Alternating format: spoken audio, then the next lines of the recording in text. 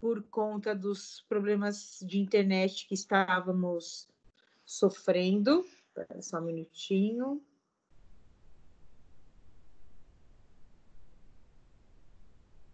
Então, agora a gente já conseguiu aqui se organizar. Bom, na semana passada, o nosso programa ele tem vários assuntos, tem vários tópicos, e eu falei para vocês que o que era importante era a gente ver com cuidado as leis 8.212 e 8.213. Por quê? Porque são leis que exatamente cuidam a Lei 8.812 cuida das formas de custeio e a Lei 8.213 cuida dos benefícios e dos beneficiários. Então, um determina quem são os contribuintes e quem paga, e a outra determina quem são os beneficiários e quais são os benefícios. Então, são duas leis muito importantes no sistema da Previdência. Então, são leis que vocês realmente devem estudar com bastante afinco para que vocês consigam entender um pouco do que é a nossa Previdência. Então, só um minutinho. Estou aqui, pronto. Deixa eu ver se tem mais alguém. Acho que não. Não tem. Então, temos nós aqui. Eu tinha pedido na aula passada para que vocês fizessem um breve resumo das alterações que foram feitas com o regime com a reforma da Previdência. Vocês chegaram a fazer?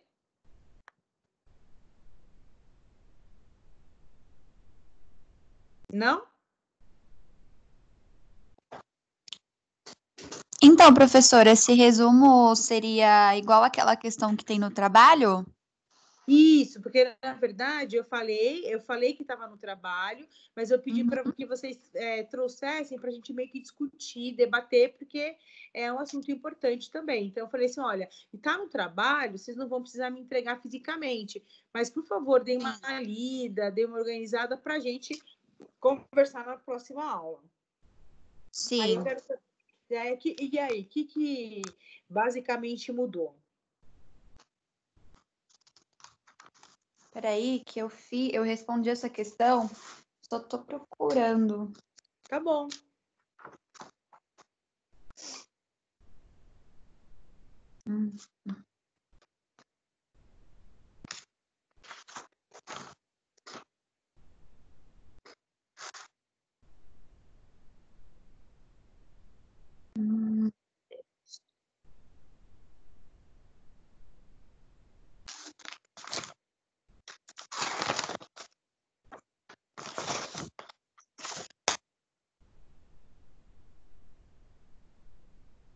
As alterações, né, professora? Isso. Tá. Com a reforma da Previdência, eu, consultando o site do INSS, aquele que você deixou para nós, disponível, eu reparei que houve uma mudança na aposentadoria por idade. Perfeito. Que, no caso, não, como era, né? No caso, não havia uma idade mínima na aposentadoria por tempo de contribuição. E na aposentadoria por idade, era preciso ter 60 anos, no caso das mulheres, e 65 no caso dos homens. E aí, com a reforma da Previdência, a idade mínima é de 62 anos para as mulheres e 65 anos para os homens. Tá certo?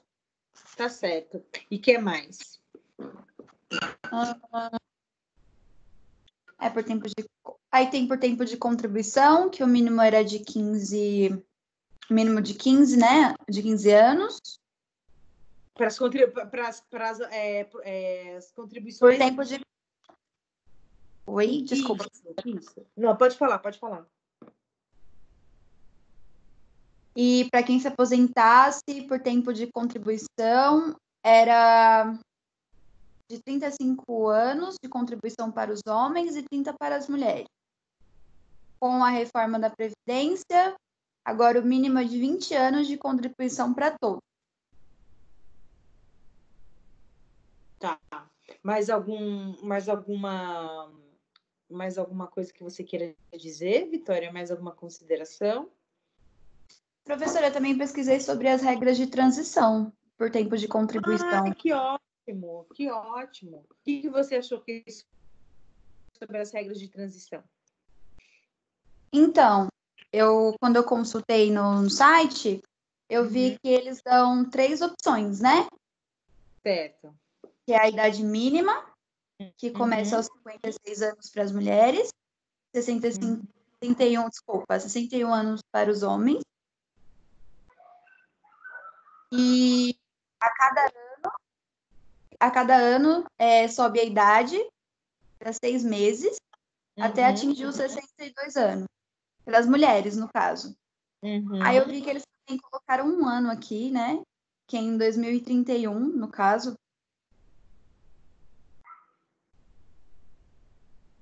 E aí também tem o tempo de contribuição e pedágio. Exatamente. A segunda hipótese. Isso, que é a segunda hipótese. Espera só um pouquinho, tem gente querendo entrar. Tá.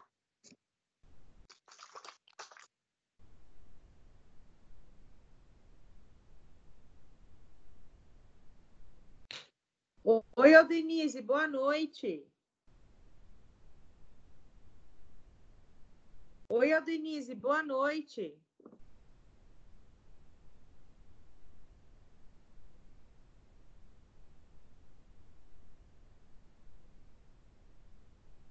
Oi, Aldenise, boa noite.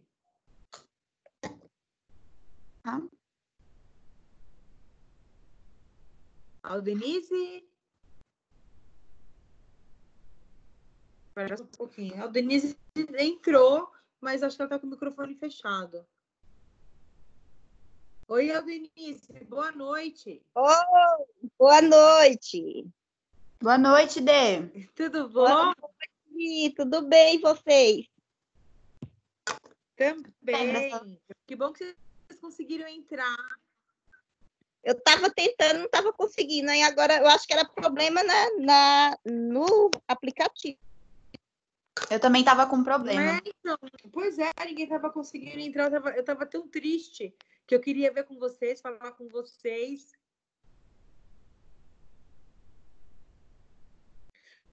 Denise, você está feliz? Eu? Tá? Eu tenho uma notícia que vai te deixar mais feliz ainda. Eu tenho 2 notícias, na verdade. A primeira é que a perspectiva da gente voltar é dia 4 de maio. Pode ser que mude, né? Mas, por enquanto, é essa perspectiva. A não ser que o Dória mude alguma coisa. E vocês vão ter uma avaliação online. Interessante. Misericórdia.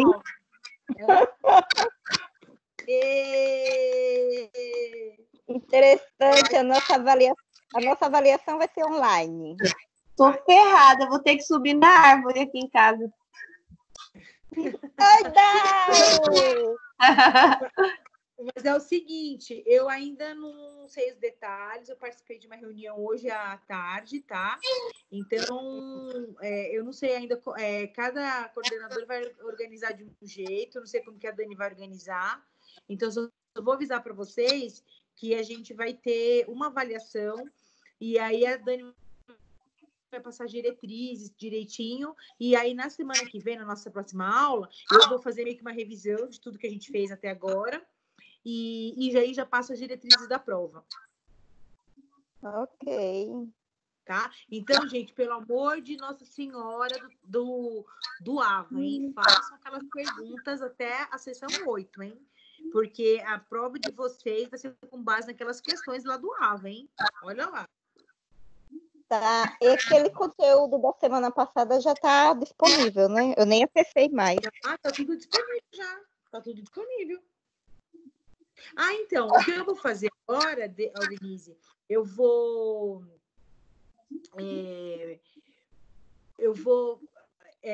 esses PDFs todos que eu estou conversando com vocês, eu já vou disponibilizar também no WhatsApp. Eu vou colocar no WhatsApp. E além disso, na semana que vem, eu vou finalizar alguns assuntos, porque o que está acontecendo? Ao invés de ficar falando aula 7, aula 8, aula 5, eu estou pegando o que é fundamental nessa unidade, que é a Lei 8.512 e a Lei 8.813. Essas são... E aí, na semana que vem, eu vou fazer uma grande revisão do que tudo que a gente falou até agora, e já vou dar algumas orientações, alguns encaminhamentos para a prova. Então, e vou terminar a matéria. Então, a gente está tranquilo. A nossa matéria, graças a Deus, está em dia, tá? Eu vou mandar esses materiais para vocês, esses 2 PDFs, que são importantes, para a gente entender o que está acontecendo na legislação previdenciária. Então, vou mandar isso para vocês. Mas, na semana que vem, além disso, eu vou fazer ainda uma revisão. Vou terminar o conteúdo, vou fazer uma revisão, e vida que segue, vai dar tudo certo. Ok. Tá? Então, deixa eu anotar aqui, porque para cada disciplina, eu tô fazendo uma agenda para eu não me perder, porque é muita coisa, sabe? Então, ó, previdenciário. Hoje é dia 6, né? Não, que 6? Não, hoje é 9. Isso, 9/4. Então, na próxima aula, eu vou fazer uma revisão e vou terminar a matéria. E vou passar as diretrizes da prova. Tá bom? E eu tinha pedido para a aula de hoje para que vocês fizessem que vocês lessem, para a gente debater um pouquinho das reformas que foram feitas na Previdência, e era isso que a Vitória estava fazendo. Ela fez o trabalho dela, ela estava contando quais foram os pontos que ela considerou mais importantes, e eu gostaria de saber se algum de vocês mais querem falar mais alguma coisa, senão a Vitória continua falando e trazendo os apontamentos dela. Vitória, continua aí, Vitória, que eu esqueci desse detalhe. Tá bom. Tá bom, então pode falar, Vitória. Eu estava falando das regras de transição, no caso da aposentadoria por tempo de contribuição.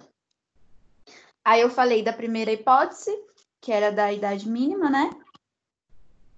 Agora é o tempo de contribuição e pedágio, que, no caso, possibilita se aposentar com 30 anos de contribuição para as mulheres ou 35 para os homens, desde que seja pago um pedágio de 50% sobre o tempo que falta para se aposentar. E tem a terceira hipótese, que é o sistema de pontos, que é a soma da idade e do tempo de contribuição, que deve ser de 86 pontos para mulheres e 96 pontos para os homens. E também tem da aposentadoria por idade, que é a idade mínima da mulher. Vitória, esse de pontos, como que funciona? Como que chega essa pontuação? Então, só um pouquinho, daí pode deixar que eu falo. Foi criada uma tabela progressiva que eles, na verdade, eles vão somar o seu tempo de contribuição com a sua idade. Então, por exemplo, que eu não vou poder pegar meu aplicativo do INSS agora. Naquele meu INSS, eles colocam. Então, eu acho que no máximo tem que chegar a 95, se eu não me engano. Então, que nem, por exemplo, o meu hoje, eu tenho... a soma dos dois hoje, acho que dá 84. Então, eu teria, em tese, que trabalhar mais uns 5 anos, porque daí vai somar a idade com o tempo de contribuição, entendeu? Entendi. Então, é uma somatória que eles fazem, que algumas pessoas chamam isso de fator previdenciário. Então, antigamente, porque o que aconteceu? Antigamente, a gente só tinha a gente já aprendeu na semana passada que existem vários tipos de aposentadorias, né? Tem a aposentadoria por idade, tem a aposentadoria por tempo de contribuição, tem vários tipos. Tem a especial, tem a acidentária.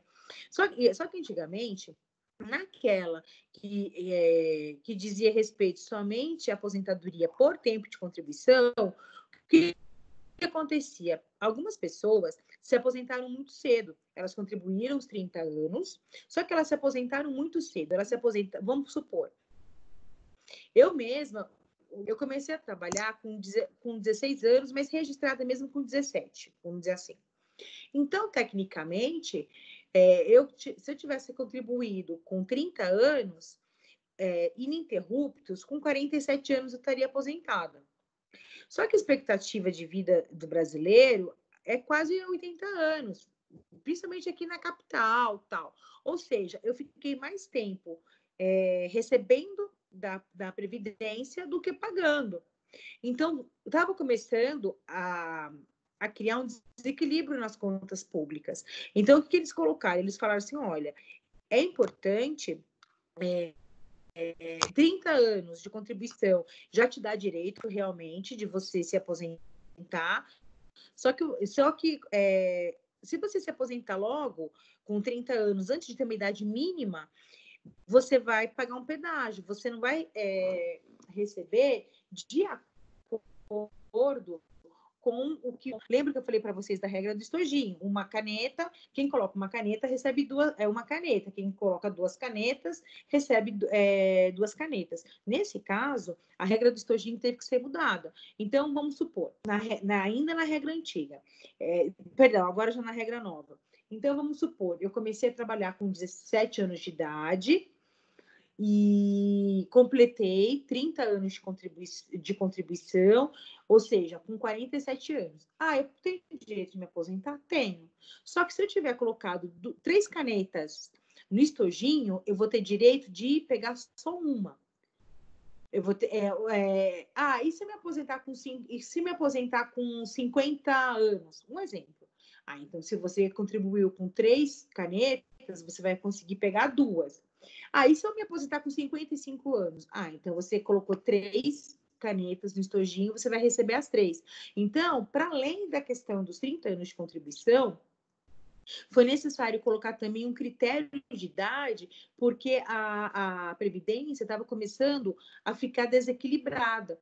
Porque, como eu falei para vocês, tinha muita gente que se aposentou cedo, porque trabalhou 30 anos ininterruptos, mas elas ficavam mais tempo como beneficiárias do sistema do que como contribuinte. Tem vários casos assim. A pessoa contribuiu durante 30 anos, mas ficou 35 anos, que nem, por exemplo, uma pessoa que se aposenta com 50 anos, ela contribuiu 30 anos. Mas se ela viver, por exemplo, 87 anos, gente, ela passou mais tempo recebendo do INSS do que colocando dinheiro no estojinho, entendeu? Então, é por isso que é necessário fazer essa regrinha da idade mínima, para você não deixar a Previdência tão desequilibrada assim. E, particularmente, gente, eu concordo com isso, tá? Eu nem deveria concordar, porque se fosse pela primeira lei, quando eu comecei a trabalhar, eu já estaria aposentada. Mas eu também não posso pensar em isso. Mas eu comecei a trabalhar com 16, Denise. Eu comecei a trabalhar com 16. Eu tenho 48. Já era para estar aposentada. Já era. Mas mesmo assim, 48, eu acho que tem que ter a regra, porque 48 é porque está muito nova, né? Sim, entendeu? E, por exemplo, eu, obviamente, o futuro a Deus pertence, mas eu espero viver mais que 80 e tantos anos, ou seja, é justo eu me aposentar agora e ficar 30 anos recebendo da Previdência? Quebra o sistema, entendeu? Então, eu acho certo esse tipo de regra, que se eu quisesse, daí, assim, mudou tal. Hoje eu não poderia me aposentar, mas com 50 anos eu já posso entrar com um pedido de aposentadoria, seja daqui 1 ano e meio, assim, 1 ou 2 anos, vai. Só que daí eu vou receber uma quantia muito pequena. Então, quando eu chegar aos 50 anos, eu vou avaliar se realmente vai valer a pena eu pedir aquela aposentadoria, se vai valer a pena trabalhar mais uns 5, 6 anos. Aí eu vou avaliar melhor. Mas hoje, por exemplo, já não pediria. Agora, e eu acho isso porque eu vou desfalcar a Previdência, entendeu? Então, e a gente também não pode esquecer que a Previdência Social, não só a Previdência, mas toda a Seguridade Social, ela tem que ser pautada no princípio da solidariedade. Eu não posso simplesmente só ficar pensando que eu vou me aposentar e também, por exemplo, desfalcar dinheiro do SUS, desfalcar o dinheiro de outras aposentadorias, de outros benefícios previdenciários. Então, tudo bem, assim. Obviamente, com essa reforma do ano passado, eu fiquei bem brava, para ser sincera, porque eu estava com planos de me aposentar integralmente aos 52 anos, e eu vou ter que refazer toda a minha vida, mas tudo bem, vamos ver o que acontece para o futuro, qual que é a minha margem de manobra aí. Mas é isso. Então, a aposentadoria por tempo de contribuição, o que é realmente fundamental é que você tenha 30 anos de contribuição, ponto. Agora, 30 anos, então me dá direito de aposentadoria? Dá. Só que se você se aposentar com 30 anos e for uma pessoa muito nova, você vai receber uma merrequinha. Você vai receber pouquinho. Porque, você entendeu? Aí você vai recebendo mais conforme você vai contribuindo mais. Então, se eu me aposentar com 52 anos, eu vou receber um valor. Se eu me aposentar com 55 anos, eu vou receber um outro valor a mais. E assim sucessivamente, entendeu? Ao passo que se eu me aposentar com 50, eu vou receber, tipo, um salário bem pequenininho. Então, aí eu vou começar a fazer esses cálculos para ver qual vai ser o momento adequado, qual vai ser o momento certo de eu pedir. Direito, eu vou ter daqui 2 anos, porque eu tenho 28 anos, não, menos até. Eu tenho 28 anos e 8 meses de contribuição. Então, direito mesmo, eu já posso entrar daqui 1 ano e 4 meses, vamos dizer assim. Mas será que o valor que eu vou receber vai ser bom? Então, não vai compensar. Vocês estão entendendo como que é esse raciocínio mesmo com contribuição, tá? Eu vou ter cumprido porque são vários requisitos. Um dos requisitos, aliás, o principal requisito eu vou cumprir, que é os 30 anos de contribuição. Mas será que vai ser conveniente para mim, para eu pedir uma aposentadoria e receber tão pouco? Então, são coisas que eu vou conseguir avaliar conforme for chegando o momento. Eu posso chegar com 50 anos. E dependendo da sua situação física, né? Sim, eu posso chegar, por exemplo, aos 50 anos e falar assim, quer saber? Eu estou com uma outra perspectiva, sei lá, de estudar fora, de fazer alguma coisa fora do Brasil, não sei. Eu vou pedir aposentadoria, porque pelo menos lá fora eu tenho um dinheiro para me manter. Eu posso fazer isso. Ou então, falar, quer saber? Acho que compensa eu ficar mais uns 2 anos pagando, vai. Então, eu posso ir fazendo isso. Ou seja, eu tenho alternativas, né, na minha vida. Que eu posso escolher a partir do momento que eu completar os 30 anos de contribuição. Exatamente. Entendeu? Tudo bem, Vitória?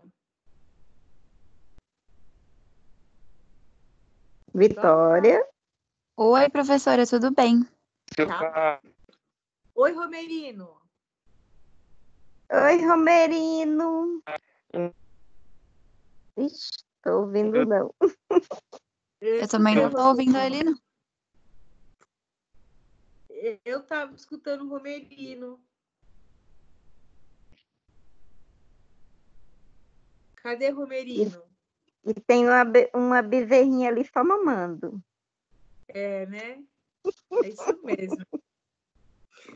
Tem que Dá pra ver daí? Tá louco? Mais ou menos. Não, dá pra ver. A mãozinha dela assim, ó. Ô,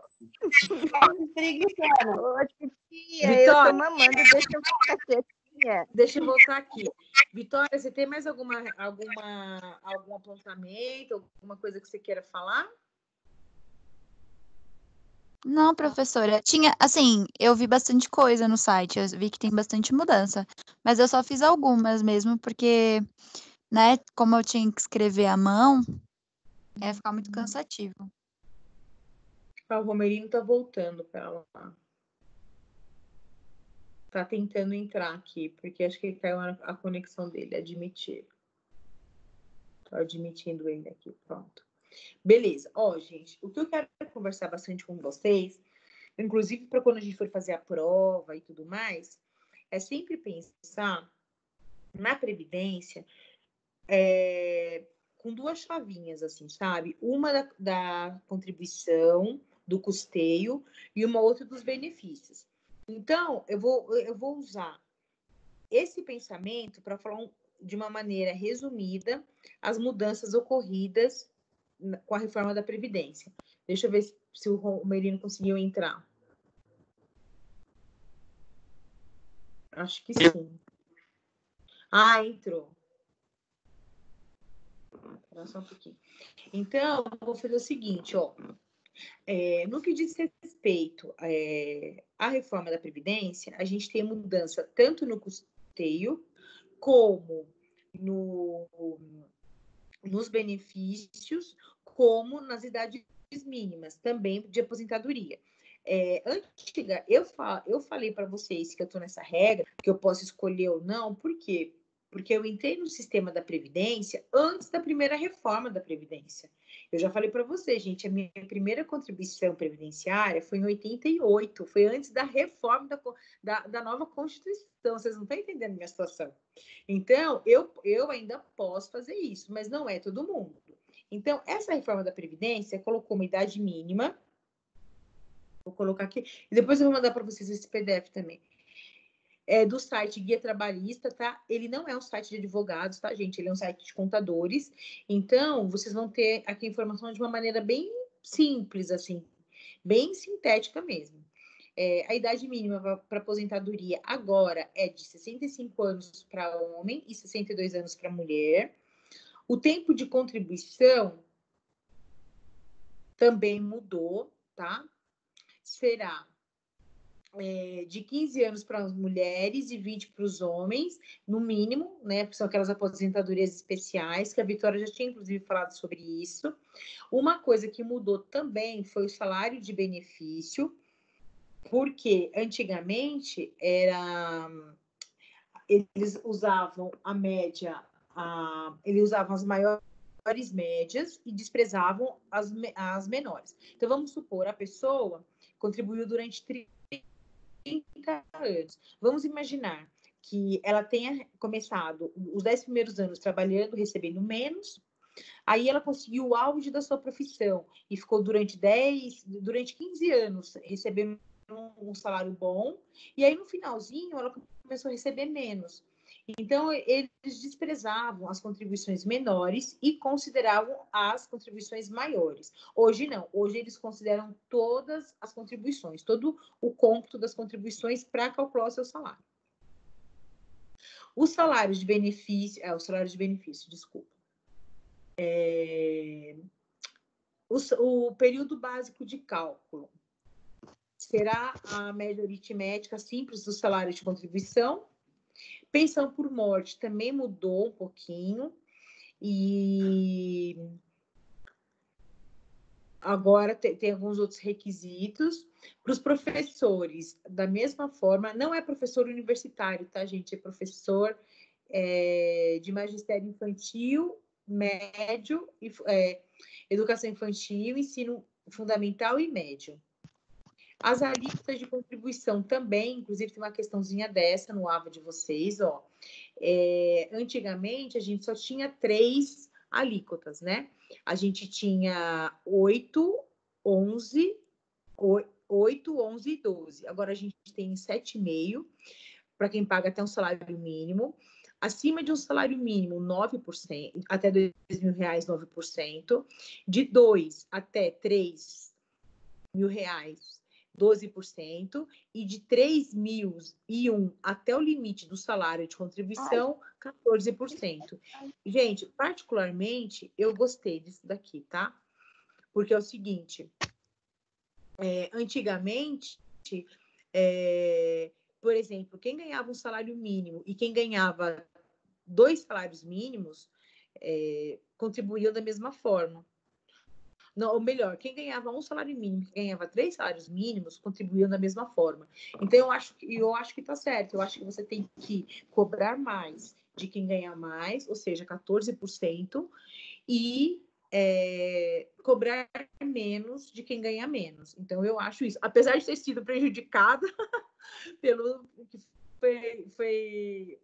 pelo desconto, foi outra alíquota, mas eu também acho que tem que seguir esse princípio. Quem ganha mais, paga mais. Quem ganha menos, paga menos.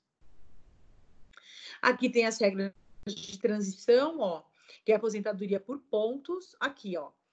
Quer ver? São aqueles pontos, né? Ó, 100 pontos para mulher, 105 homens. A segunda regra de transição é a idade mínima, mais tempo de contribuição, tá?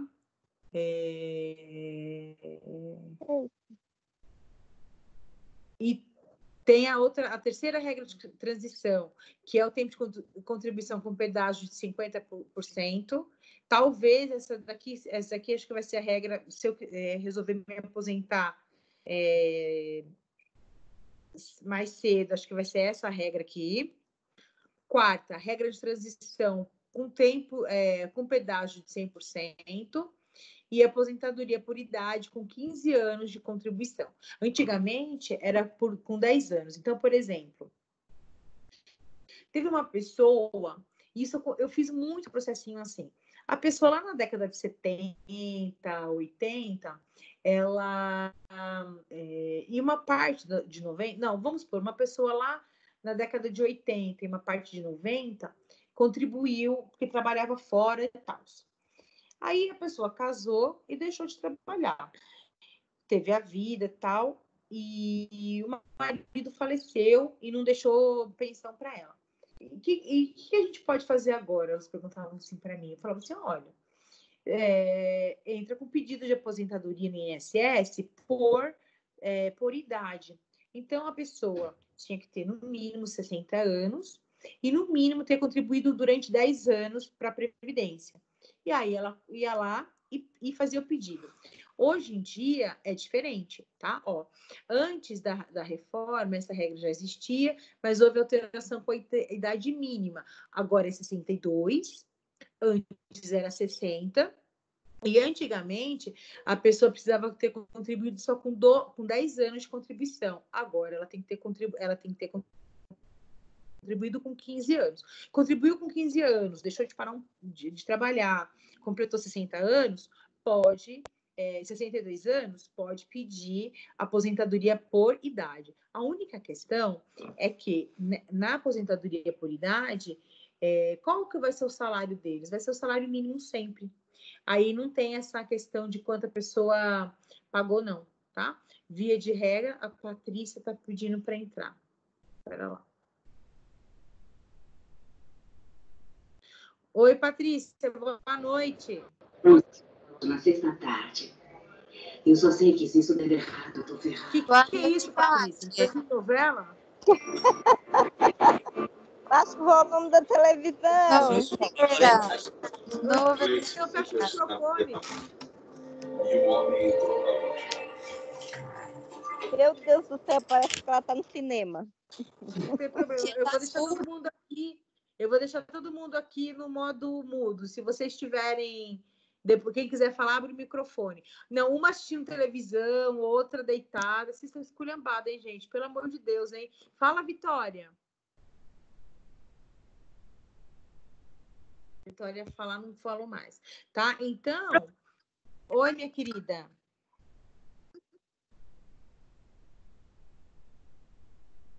Bom. Ixi, tem mais... Tá. Então, deixa eu só anotar aqui. Então, hoje, essa forma aqui de aposentadoria por tempo de contribuição acabou mudando também. E o salário e a aposentadoria por idade, ela não tem essas faixas aqui, tá? De teto, faixa de contribuição, nada disso. Geralmente, realmente, a pessoa acaba recebendo um salário mínimo. mas pelo menos é alguma coisa, né? Eu vou fazer o seguinte, esse material também eu vou transformar em PDF e vou mandar para vocês. Eu cheguei a mandar alguma coisa, Denise, para vocês? Aldenise? Aldenise? Denise? Oi, agora eu estava procurando. Professora, depois você falou que ela estava deitada. Ela fechou a câmera. Professora, Oi, querida. Diga, Vitória. foi no grupo? Então, eu cheguei a mandar ou não? Não, não, no grupo não. Então, deixa eu colocar aqui, ó, mandar PDFs de previdenciário. Porque senão, são muitas aulas, muitas turmas, muitas coisas para mandar. Se eu não... Ai, TCC, estágio, eu já mandei tudo, graças a Deus. TCC e estágio, deixa eu anotar. Porque senão eu vou me perder, porque é muita coisa que eu estou mandando para vocês, muito material, daí eu acabo me perdendo aqui no meio da história. Tá bom? Então, ok. Então, falamos sobre isso, que era um assunto importante, relevante, que inclusive responde uma questão de vocês, né? Da prova, ó, daqueles exercícios do AVA. E agora a gente vai começar a falar de um assunto importante também, que é a gente vai falar dos tipos de contribuintes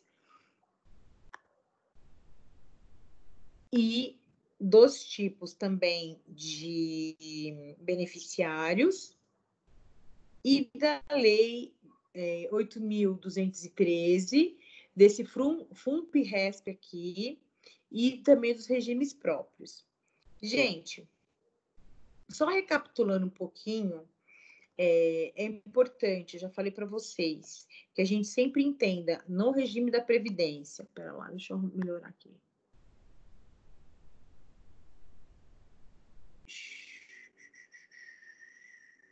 Cadê?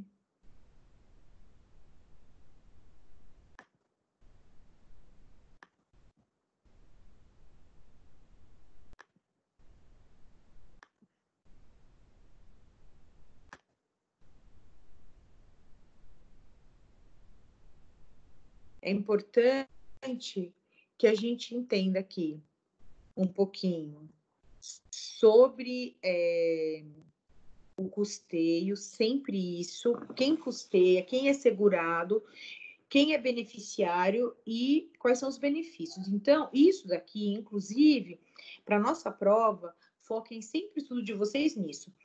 Previdência, como é feito o custeio, quem é beneficiário, quem custeia e quais são os benefícios. Isso vocês vão ter que saber, o foco de vocês vai ser sempre esse, tá? Quem custeia, quem são os beneficiários e quais são os benefícios, tá? Isso é fundamental. Então, primeiro, eu quero dizer para vocês quem é o segurado. Então, na verdade, a gente tem, basicamente, né, a Lei 8.213 vai mostrar isso para a gente.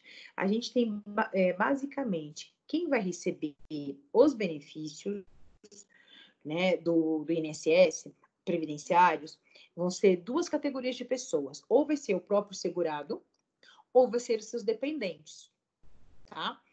E aí, gente, é muito interessante, porque quando a gente fala em beneficiários, a gente no direito previdenciário, a gente não está falando daqueles vínculos que existem no direito civil. Aqui, o critério, por exemplo, não é ser casado, não é ser filho. O critério aqui no INSS, para você ser dependente de uma pessoa e receber o seu benefício, é a dependência econômica. Então, muitas vezes, um filho tem que provar que dependia economicamente do pai. Uma viúva tem que comprovar que dependia economicamente do decujus. E acontece que, às vezes, o homem, ele tinha a primeira esposa e tinha a segunda esposa. E aí o que acontece? Muitas vezes, a segunda esposa também perde a aposentadoria, a pensão. O que o INSS faz? Ele divide as duas aposentadorias. Se as duas viúvas, elas comprovarem que as duas dependiam da pessoa que faleceu, do decujus, as duas recebem. E o INSS também foi a primeira instituição brasileira a reconhecer o direito das pessoas que viviam em união estável e também das pessoas que viviam em união estável homoafetiva. Por quê? Repito, para o INSS, não importa o vínculo civil, da vida civil. Eles eram conviventes, eles eram companheiros, nada disso importa. Mas eles não tinham união estável. Mas a união estável homoafetiva não é reconhecida. Não. Para o INSS, gente, esses institutos de direito civil que têm natureza patrimonial, eles não se aplicam necessariamente, tá? O importante para o INSS é que seja demonstrado, que seja comprovado que existia o quê? Dependência econômica. Então, havendo dependência econômica comprovada, documentada, o INSS, e sendo respeitados os outros requisitos, o INSS muito provavelmente vai deferir um pedido de benefício, um pedido de aposentadoria ao dependente daquela pessoa que era contribuinte. Tudo bem? Ok? Então, gente, primeiro eu vou falar para vocês quem são as pessoas que podem se inscrever, quem é o segurado, e depois eu vou falar para vocês quem são os dependentes. Eu acho que na aula passada eu já tinha falado isso com vocês. Quem são os contribuintes, quem pode se inscrever. Eu falei, né? O segurado facultativo, o segurado especial. Eu tinha falado disso. A novidade que a gente tem nessa aula aqui é essa fundação de previdência complementar do Servidor Público Federal, do Poder Executivo, que foi criado em 2012 com a finalidade de administrar e executar os planos de benefícios de caráter previdenciário complementar para os servidores públicos titulares de cargo efetivo da União. Gente, olha que interessante. Hoje eu vou falar para vocês também que, para além do INSS,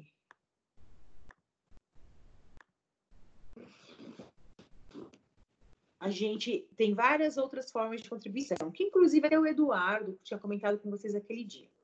Nós temos o regime geral, obrigatório, que é do INSS. A gente pode ter também outras formas complementares ou suplementares de pensar na aposentadoria. Você tem os regimes previdenciários, complementares, que geralmente são criados por instituições, pelas empresas, através de fundos que são criados pelos funcionários. Então, por exemplo, os funcionários do Banco do Brasil, eles têm o regime próprio deles, e, além disso, eles têm uma previdência complementar. Ou seja, você tem um tanto que você paga, que é montante obrigatório, porque, inclusive, senão você não se aposenta. E, para além disso, você vai contribuir com uma quantia para quê? Para complementar o valor que você recebia antes, para que a sua renda ela não diminua. Porque eu também já falei para vocês que que nós recolhemos a contribuição previdenciária mediante faixas e que a gente tem um teto de recolhimento. Então, vamos supor, já falei para vocês também, quem ganha R$5.000 paga, sei lá, 14%. Quem ganha R$10.000 paga a mesma coisa. Quem ganha R$20.000 paga a mesma coisa. Então, para lá que tem gente querendo entrar. Vamos ver quem é. A Roberta. Boa noite, Roberta. Deixa eu ver se tem mais alguém aqui. Bem-vinda. Obrigada. Então, boa noite, gente. Boa noite. Então, continuando aqui. Bora lá. Boa noite. Oi, quem está falando? Bom, enfim. Então, é importante a gente saber que, para além daquilo que a gente já recolhe, muitas vezes, eu também já tinha falado isso para vocês em sala de aula, uma pessoa que recolhe pelo teto, ela vai receber de acordo com o que ela pagou. Então, se uma pessoa recolheu sobre o teto, que hoje daria, sei lá, 5, 6 mil reais, quando ela se aposentar, ela vai receber 5, 6 mil reais. Só que quando ela estava nativa, ela ganhava, por exemplo, 20 mil reais, 15 mil reais. Então, vai ter uma divergência grande do que ela recebia enquanto estava nativa e a partir do momento que ela se aposentou. Então, para evitar essa diminuição de renda quando a pessoa se aposenta, muitas empresas, elas criam um fundo, uma forma de se pensar numa previdência complementar. Para quê? Para que, no final das contas, o trabalhador, quando ele se aposentar, ele não passe pela situação de perder o seu poder de compra. Ok? Porque, como eu falei para vocês, vocês concordam comigo? Uma pessoa, vamos supor, ela ganha 15 mil reais hoje e ela recolhe sobre a alíquota máxima. Vamos supor que ela vai se aposentar, ela não vai se aposentar ganhando 14 mil reais, ela vai se aposentar com o teto da Previdência. Vamos supor que seja 6 mil reais. Vocês concordam que existe uma diferença muito grande entre 15 mil reais e 6 mil reais? Existe, né? Então, o que vai acontecer? Essa pessoa vai perder o seu poder de compra. Então, muitas empresas, elas fazem... O que elas fazem? Elas têm regras próprias, tem toda uma burocracia, mas elas criam fundos para que a pessoa pague, para além do INSS, uma quantia para esse fundo, e aí, quando chegar o tempo dela se aposentar, ela recebe duas fontes de renda. O INSS, que é a previdência oficial, obrigatória, que é o regime geral, e mais essa quantia que ela pagou a mais, que ela pagou por fora, que ela pagou por conta, para que ela não perca no futuro o seu poder de compra. Ah, Sandra, mas na minha empresa eu ganho 15 mil reais, mas a empresa que eu trabalho não faz isso. Como que eu complemento a minha renda? Aí é aquela palestra que o Eduardo deu para vocês em sala de aula. A gente pode ter a opção de ir num banco e combinar com o banco e fazer um plano de previdência privada bancária.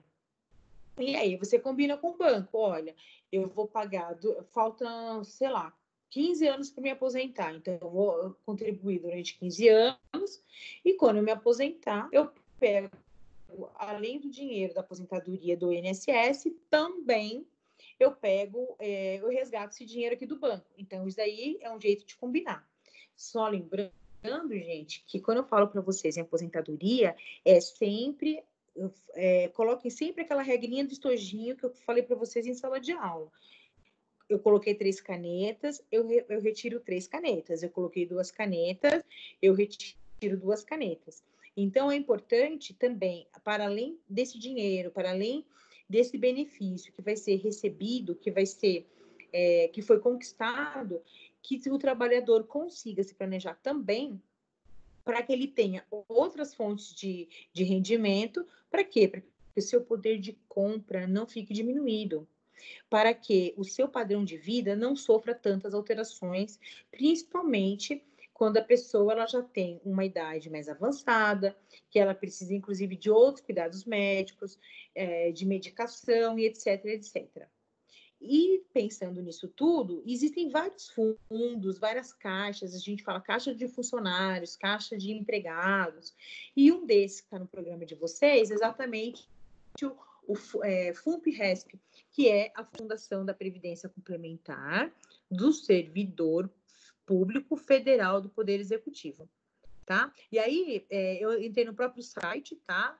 Da FUNPRESP, e eles se consideram uma fundação sem fins lucrativos, de direito privado, com natureza pública e autonomia administrativa, financeira e gerencial. Claro, né, gente?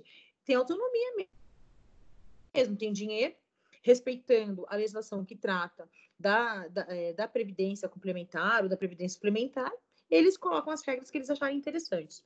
Por ter natureza pública, a FUNPRESP está sujeita à Lei 866/93, que é das licitações, e aos órgãos de controle e fiscalização.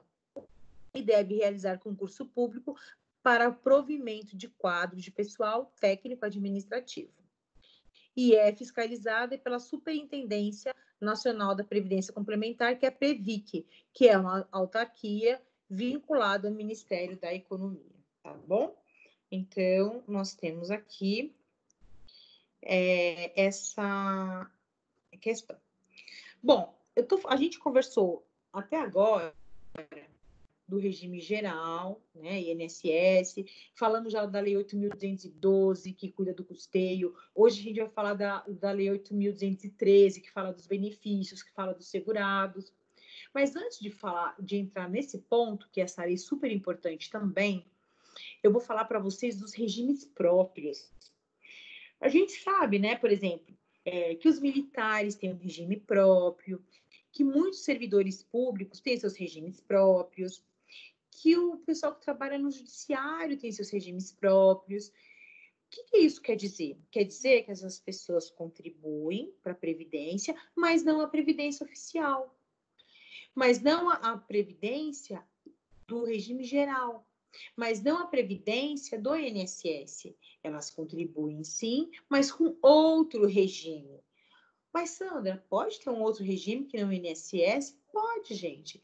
A legislação permite, porque tem certas profissões que têm características próprias.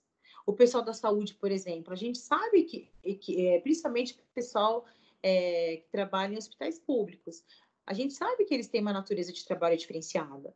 Então, é permitido que essas pessoas elas tenham um regime próprio, um regime, como eu vou dizer assim, específico para eles. Ah, Sandra, mas aqui no Taboão da Serra tem, né? Os servidores públicos municipais, eles têm um regime próprio, exatamente. O município de São Paulo também tem. Os funcionários públicos do estado de São Paulo também têm. Ô, Sandra, mas e se não tiver? Vamos supor, Taboão da Serra, no passado, não tinha regime próprio. O que acontece? Quando uma prefeitura, um exemplo, não tem um regime próprio, o que vai acontecer?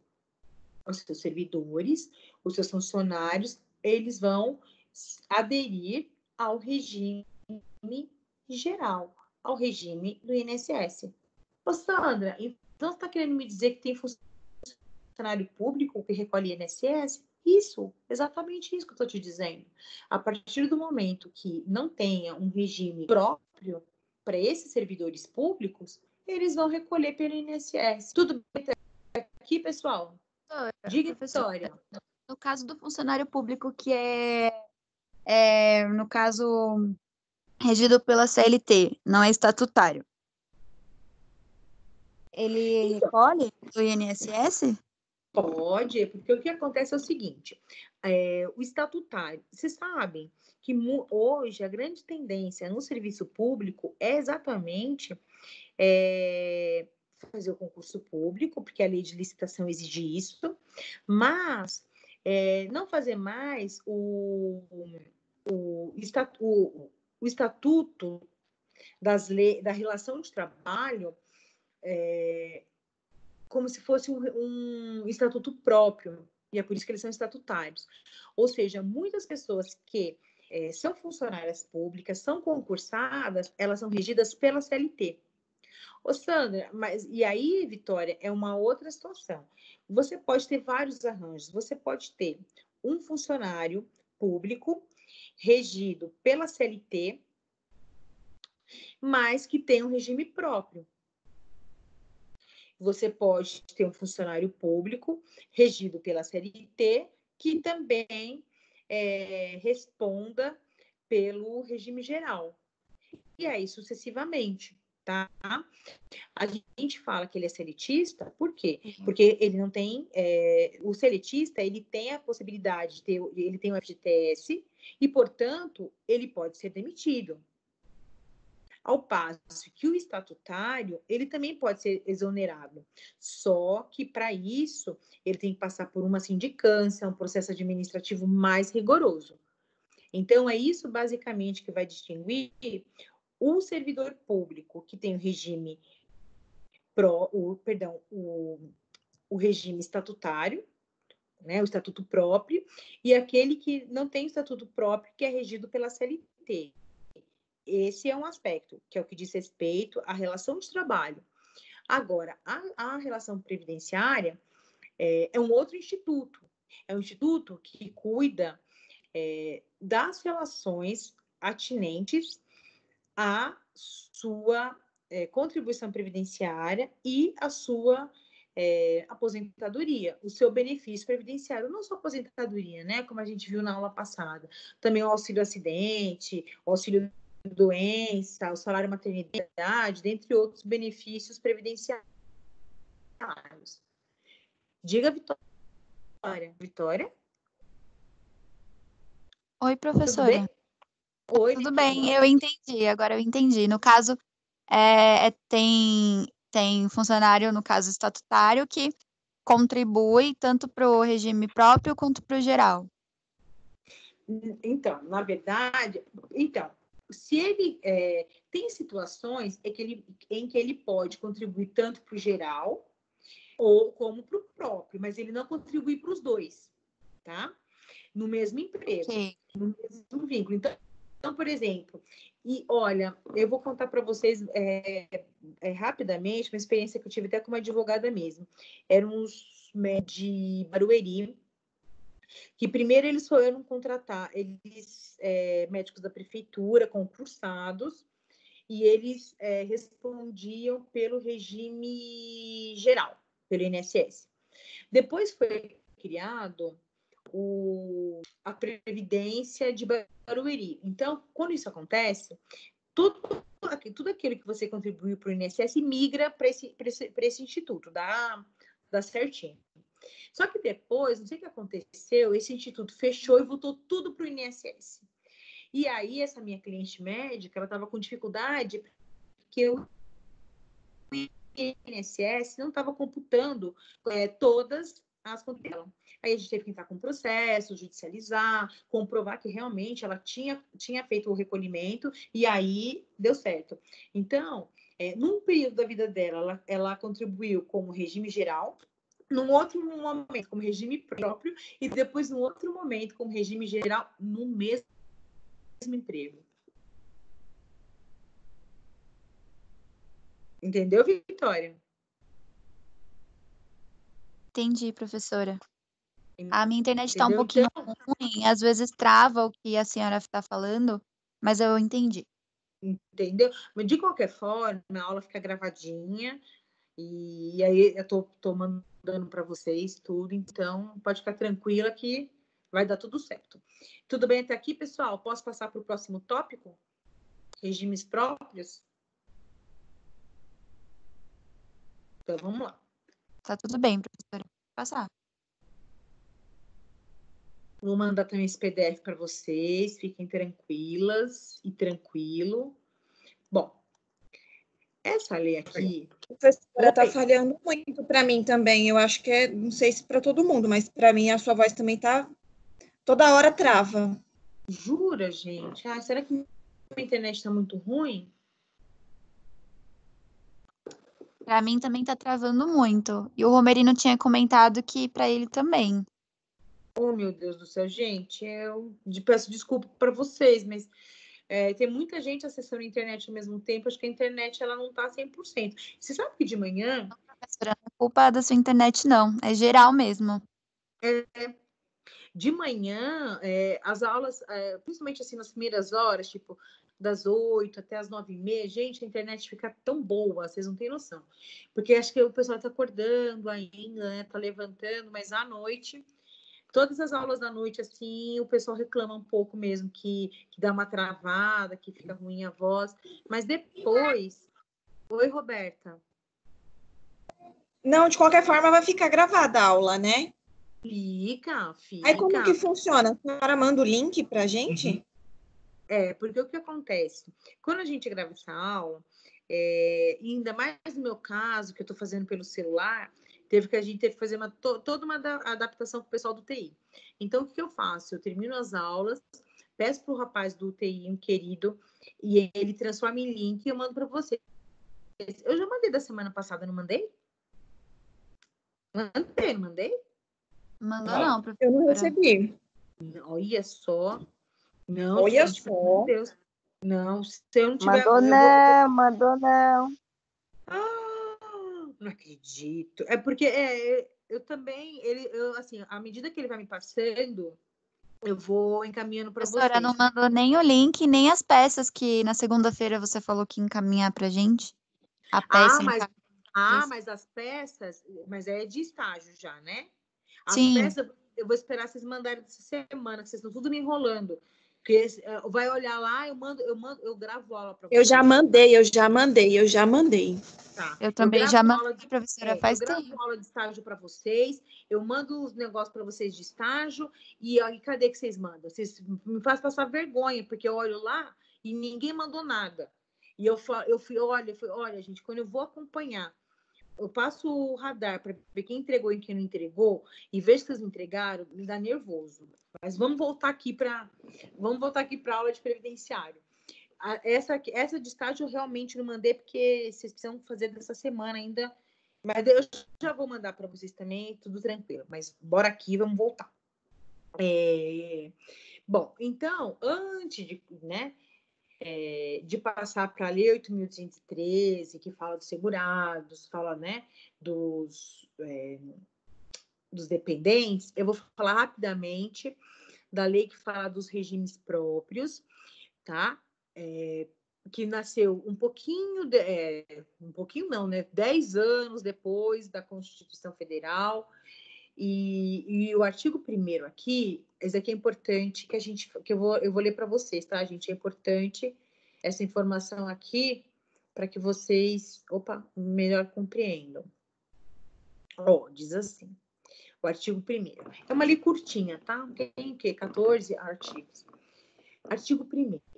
Os regimes próprios de previdência social dos servidores públicos da União, dos estados, do Distrito Federal e dos municípios, dos militares dos estados e do Distrito Federal deverão ser organizados baseados em normas gerais de contabilidade e atuária, de modo a garantir o seu equilíbrio financeiro e atuarial, observados os seguintes critérios.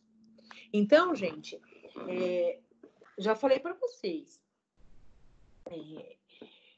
os servidores públicos, e principalmente os militares, eles podem criar uma previdência do jeito que eles acharem que tem que fazer, desde que a Constituição ela não seja desrespeitada, desde que todo o aparato legislativo que cuida da Previdência seja respeitado e desde que haja o equilíbrio financeiro e atuarial. Atuarial é exatamente aquele equilíbrio que eu já falei para vocês entre pessoas que vão pagando, que vão mantendo o regime, que são os contribuintes, que são as pessoas responsáveis pelo custeio, e em contrapartida, garantindo também os benefícios para aquelas pessoas que têm direito. Então, é mais ou menos esse equilíbrio que está falando e que todo mundo tem que obedecer, tá bom? O inciso 1 fala o seguinte. Pera lá, deixa eu mudar aqui. A realização de avaliação atuarial inicial em cada balanço, utilizando-se parâmetros gerais para organização e revisão. Olha o que eu falo para vocês, gente, ó, custeio e benefício. Gente, direito previdenciário não dá para ter uma aula sequer sem falar disso daqui. Custeio e benefício. 2. A regra do... Oi? A regra do estojinho, exatamente. Isso mesmo, Vitória. 2. Financiamento mediante recursos provenientes da União, dos estados, do Distrito Federal e dos municípios e das contribuições do pessoal civil e militar, ativo e inativo, dos pensionistas para os seus respectivos regimes. Gente, já falei para vocês também que a Previdência, ela é mantida por várias pessoas. Ela é mantida por nós, quando nós pagamos, quando nós temos um salário de contribuição, e nós que somos assalariados, quando isso é descontado do nosso salário, então nós obrigatoriamente pagamos e temos que pagar. Além disso, as empresas, elas também fazem o recolhimento dela, e também elas recolhem para nós a nossa parte. E, além disso, o Estado também injeta uma parte dos seus recursos para o pagamento. Então, na verdade, quando eu falo em custeio aqui da Previdência, eu tenho sempre, majoritariamente, 3 fontes. Sempre o contribuinte, aquela pessoa que está colocando dinheiro na Previdência, no caso, nós, trabalhadores, o Estado, porque ele também ele vai não só administrar esses recursos, como ele também vai injetar dinheiro, e também as empresas, tudo bem? Então, custeio, gente, tem sempre mais de uma fonte de custeio. Não é uma pessoa só que banca isso, não é uma pessoa só que paga essa conta. Mais pessoas pagam. Ok? Deixa eu ir baixando aqui, rolando a questão aqui. Plano de custeio e benefícios. Então, ó, financiamento mediante os recursos, tá? Contribuição do pessoal civil militar, ativo e inativo, ou seja, para as pessoas que têm regime próprio, eles têm um jeito diferente de calcular as contribuições, de contribuir, e inclusive as pessoas aposentadas, que são os inativos, eles contribuem também, tá? E isso daí vai depender de como cada pessoa, cada tipo de funcionarismo público, de funcionário público, cada categoria vai se organizar. Você quer perguntar, Vitória? Sim, então, no caso, essa reforma da Previdência, ela cabe só ao regime geral, não cabe ao regime próprio? Então, obviamente que tudo que acontece no regime geral, ela respinga nos outros regimes, tá, gente? Não sei se vocês viram que teve, inclusive, um bate-boca há uns 30 dias atrás, porque aqui no estado de São Paulo foi levado para votação na LESP, né, que é na Assembleia Legislativa, as alterações para os servidores públicos estaduais. E tinha uma parte de deputados querendo votar e uma parte de categorias de trabalhadores querendo que não votasse. Então, Vitória, obviamente que essa reforma que teve na Previdência, ela vale em nível federal para as pessoas do regime geral, mas é efeito, então, os governadores, os prefeitos, os deputados e os vereadores, eles também estão se organizando no sentido de fazer essas reformas em nível local, tá?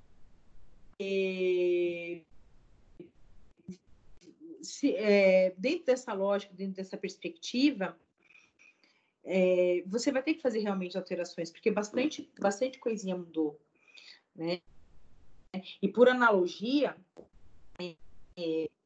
muitos desses regimes próprios, eles usavam o sistema anterior até como forma de analogia. Olha, já que a gente não tem essa previsão, já que a gente não tem essa situação aqui no nosso caso, a gente vai usar uma situação lá do regime geral. E o regime geral mudou. Então, obviamente, lembra que eu falei para vocês aqui, ó, eles têm regime próprio, gente, legislação própria, interesse próprio, tudo próprio. Então, eles vão fazer isso no tempo do jeito que eles acharem que tem que fazer. Mas eu acredito que a médio prazo, todos os regimes eles vão passar por alterações, tá? Todos eles vão passar por alteração, sim. Porque, inclusive, uma parte dessas aposentadorias do regime próprio são custeadas também.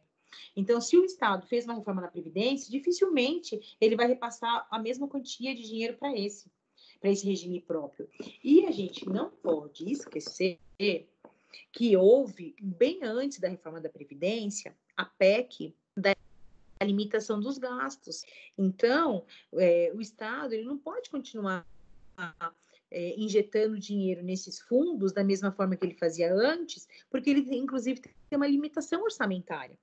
Então, como que ele vai? Inclusive, eu acredito, Sandra, tá? Que essa reforma foi, inclusive, tão defendida, porque senão não ia ter você manter do jeito que estava antes, porque o orçamento está limitado, está congelado por 20 anos. Então, se o orçamento está congelado, está limitado, e se for necessário fazer reformas na Previdência, estou falando isso do ponto de vista de um administrador do Estado, um gestor, dificilmente ele vai manter o mesmo fluxo de dinheiro para esses fundos aqui, para essa Previdência de regime próprio. Mas isso, Vitória, é um entendimento que eu tenho a partir das leituras que eu faço, e mais uma leitura de economia do que de direito necessariamente. Do ponto de vista legal, esses regimes, eles têm aqui, ó, autonomia. Quer ver? Tá escrito aqui. Eles têm autonomia. Então, não precisa necessariamente a reforma. Agora, do ponto de vista econômico, eu acredito que eles façam. Até porque, senão, o sistema não se sustenta. Você concorda comigo? Se eu tenho uma PEC que limita os gastos, eu não posso ficar mantendo uma parte que tem um determinado tipo de despesa, entre aspas, assim, que tem um determinado tipo de dinheiro que eu preciso mandar. Eu vou ter que fazer alguma coisa com isso. Então, o que eu vou fazer? Eu vou alterar, eu vou mexer, eu vou mudar. Então, respondendo a sua pergunta,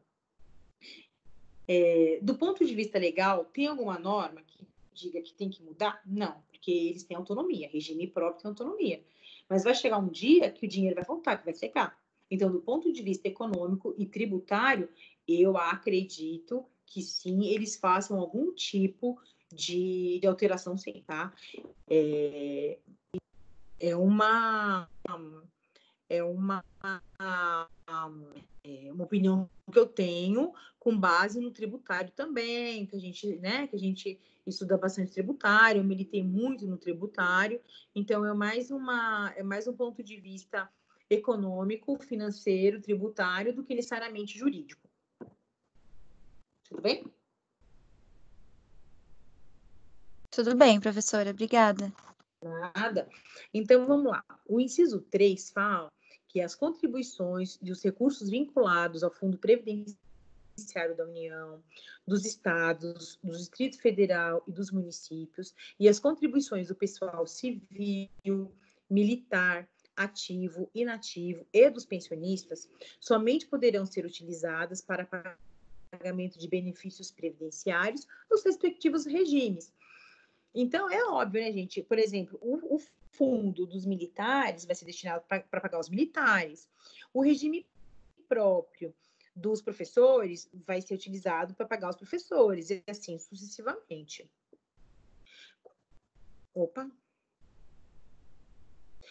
Cobertura exclusiva a servidores públicos, titulares de cargos efetivos e a militares e a seus respectivos dependentes de cada ente estatal, vedado o pagamento de benefícios mediante convênios ou consórcios entre estados e municípios e entre municípios. O que eles fazem agora? Vamos supor, esse caso da médica que eu falei para você. Ela estava no regime geral, depois ela foi para o regime próprio, depois ela voltou para o geral, tudo no mesmo contrato de trabalho. Então, por exemplo, quando ela foi do geral, claro, houve uma migração desses valores. Quando ela saiu do próprio e voltou para o geral, esse valor foi também migrado. Vou dar um outro exemplo. Eu, Sandra, durante um tempo, eu trabalhei na rede pública. Eu fui professora da rede pública e contribuí como servidora pública estadual. O que eles fizeram? Que, inclusive, já está no meu documento do INSS. Esse período que eu trabalhei no Estado já migrou, já passou, já está incorporado para o INSS, ou seja, o Estado já passou para o INSS esse valor, já está computado, já está contabilizado lá na minha conta e vai contar para o meu tempo de aposentadoria, entenderam? Então, tem que ter essa migração, isso é importante. Porque não daria, por exemplo, para uma parte da minha aposentadoria ser paga pelo Estado e outra parte ser paga pelo INSS. Então, eles fazem isso, tá? Existe essa migração de valores. Bora lá. Cobertura de um número mínimo de segurados, de modo que os regimes possam garantir diretamente a totalidade dos riscos cobertos no plano de benefícios, preservando o equilíbrio atuarial sem esse seguro conforme parâmetros legais gerais. Autorial, gente, é exatamente esse equilíbrio, tá? Você tem que entender os riscos, você tem que calcular os riscos, você tem que calcular quantas pessoas estão pagando, durante quanto tempo essas pessoas vão, e qual vai ser o valor que elas vão ter de troca. Por quê?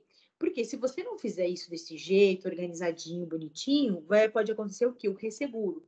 Lembra que eu também já falei para vocês um dia, na sala de aula, que o INSS é como se fosse um seguro mesmo que a gente paga. Como esses seguros que a gente paga privados mesmo. Então, a gente paga um valor. Quando acontece o evento previsto pelo contrato, a gente vai lá e recebe. Agora, o que acontece, gente? Tem muitos casos onde o fundo ele é mal administrado, ele é mal gerido, e aí o que acontece? Esse trabalhador não pode ser prejudicado. Então, muitas vezes, o próprio Estado vai lá e banca esse pagamento para quê? Para que o trabalhador, para que o contribuinte não fique lesado. Só que a gente já aprendeu também. Seguridade social é política pública. Política pública, dinheiro. Então, se a gente tira dinheiro de uma parte, falta para outra. Que a gente também já Rio Grande e cobertor pequeno. Se eu puxar de um lado, o pé fica descoberto. Se eu puxar de outro, o braço fica com a ideia. Então, é por isso que a gente tem que pensar muito responsável no equilíbrio autorial. Ou seja, exatamente quem são as pessoas que estão pagando, quais são os valores que elas estão pagando, quais são os riscos dela não pagar e quais são as pessoas que eventualmente vão ter direito a aqueles benefícios do seguro, tá? Então, eu tenho que deixar isso tem que ser um cálculo muito bem feito, exatamente para você não onerar o Estado. Tem que ter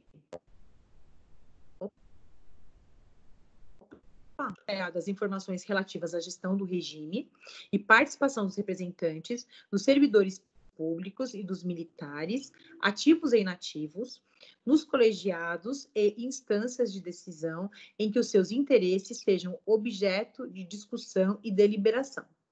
Registro contábil individualizado das contribuições de cada servidor e dos entes estatais, conforme diretrizes gerais. É claro, né, gente, a pessoa que tem uma faixa salarial 1 vai ganhar 1. A pessoa que tem faixa salarial 2, 2. Regra do estojinho. Coloquei uma caneta, retiro uma caneta. Coloquei 2 canetas, retiro 2 canetas. E assim sucessivamente. Mas eu só vou saber dessa operação a partir do momento que eu criar o quê? Contas individualizadas.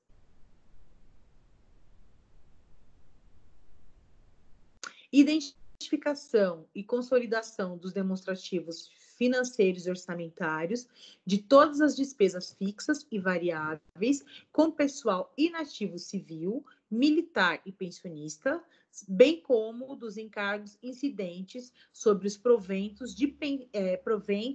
e pensões pagos. Sujeição a inspeções e auditorias de natureza atuarial, contábil, financeira, orçamentária e patrimonial dos órgãos de controle interno e externo, para ver se realmente aquele fundo se sustenta, se aquela contribuição se sustenta. E outra coisa, pode acontecer o seguinte,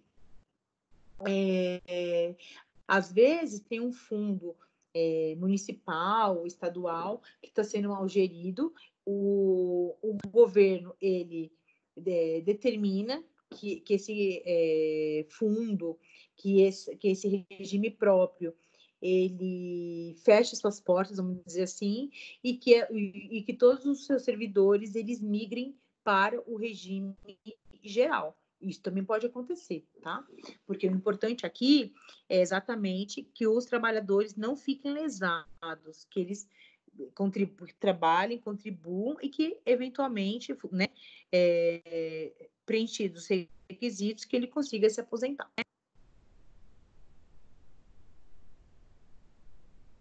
E aqui, ó, falei, ó, são adicionalmente aos regimes próprios de previdência social, as disposições estabelecidas no artigo 6º dessa lei relativas aos fundos com finalidade previdenciária por ele instituídos. Os regimes próprios de previdência social operacionalizarão a compensação financeira de que se referem os artigos 9º do artigo 201 da Constituição Federal. Entre si, que eu falei que a compensação financeira acontece exatamente quando a gente migra de um regime para o outro. O que mais? Aqui são mais dispositivos gerais. A União, os Estados e o Distrito Federal são responsáveis pela cobertura de eventuais insuficiências financeiras do respectivo regime próprio decorrentes do pagamento dos benefícios previdenciários. Muitas vezes eles são responsáveis, mas muitas vezes o governo federal empresta dinheiro para amortizar a dívida e depois os estados eles contraem dívidas enormes, gigantes. E existem vários estados deficitários, viu, gente? Tem vários estados que, por conta desses desequilíbrios autuariais, desses desequilíbrios previdenciários, estão devendo muito dinheiro para a União. Tem várias situações complicadas aí.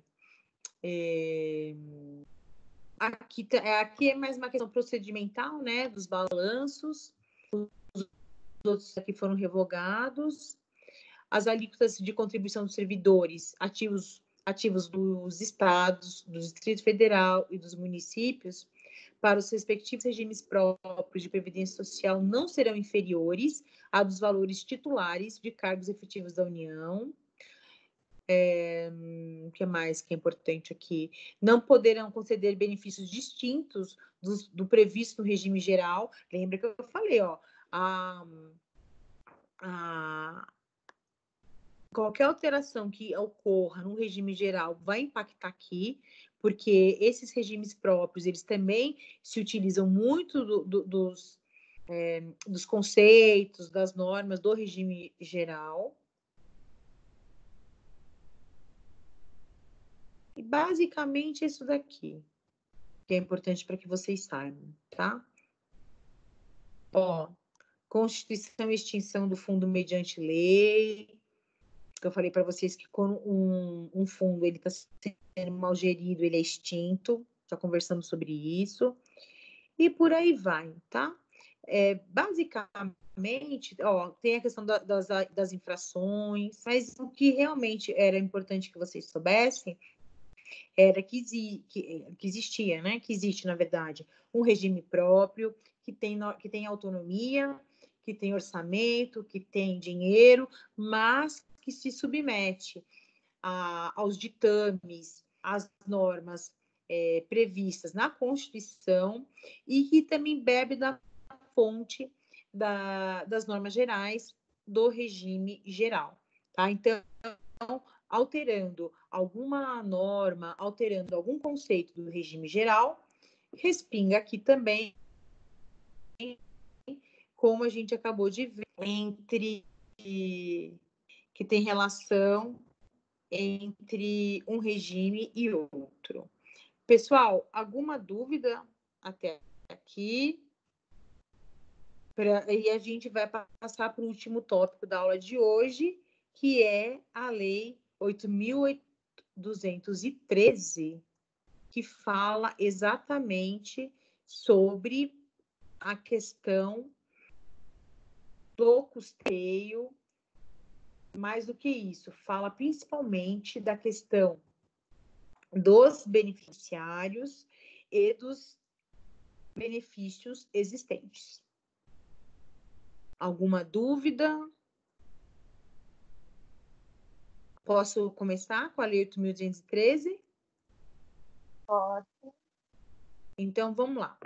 Gente, não sei se vocês perceberam, mas o início dessa legislação previdenciária ela é tudo muito parecida, né? Então, a gente fala aqui da finalidade dos princípios básicos da Previdência Social.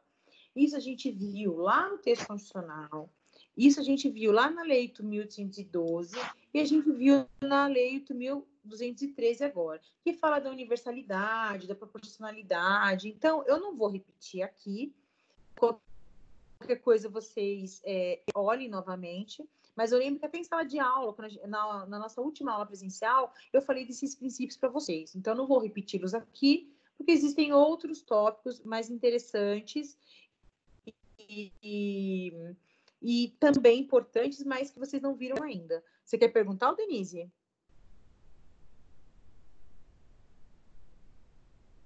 Não? Então, vamos lá. Bom.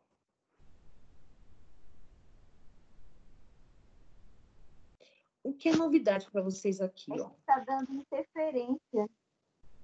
Aí você acha que eu tô falando, mas eu não tava falando, não. Ah, então tá bom. Só um minutinho aqui, gente. Deixa eu só ver um negocinho aqui.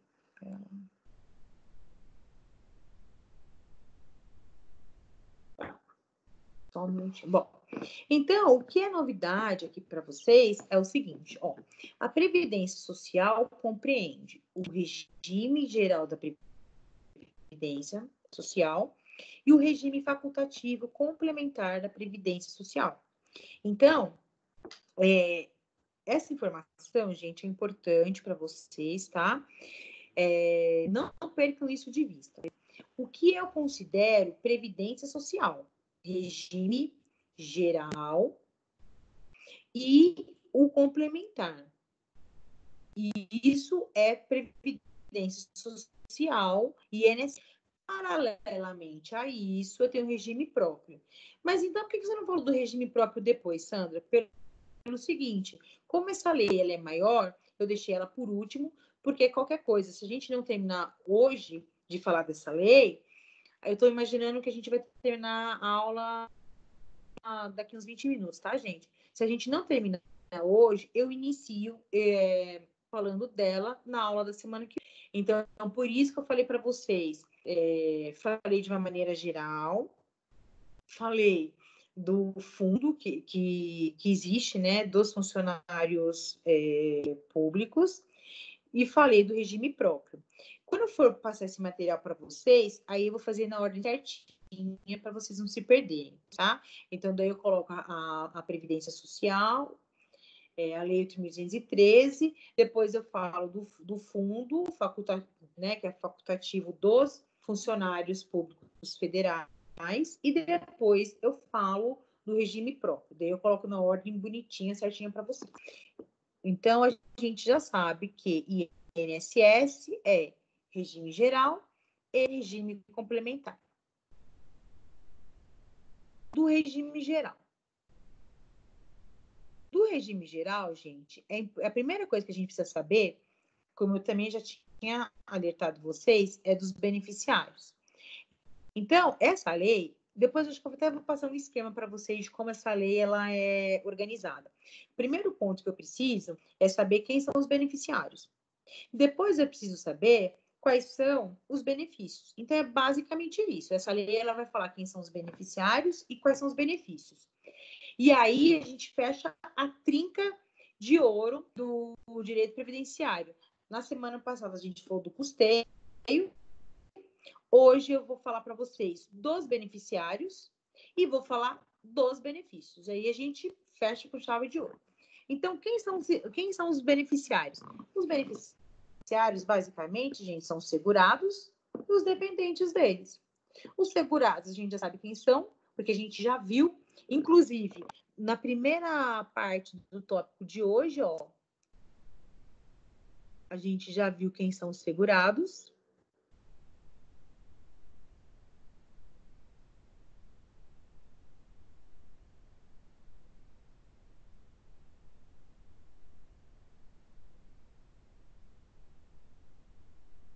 Ó, segurado facultativo, segurado especial. Então, a gente já sabe. Eu só vou recapitular com vocês, então, quem são os segurados.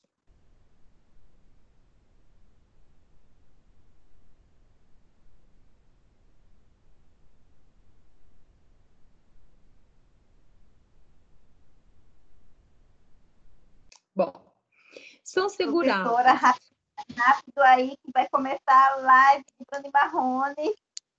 Ô, mulher, 20 minutos, minha filha, 15 minutos. Então, já começou a live deles, eu acho. Começou às 9. Gente, foi verdade, começou às 9. Depois, isso fica gravado 24 horas. Então, sossega o facho aí. A senhora precisa de assistir aula. Tá bom, Sandroca, nós estamos concentrados. Então, vamos lá. Quem estão segurados obrigatórios da Previdência Social? Então, a gente tem algumas categorias. Categoria 1, os empregados. Categoria 2, o empregado doméstico. E outros que foram revogados. Categoria 4, o contribuinte individual.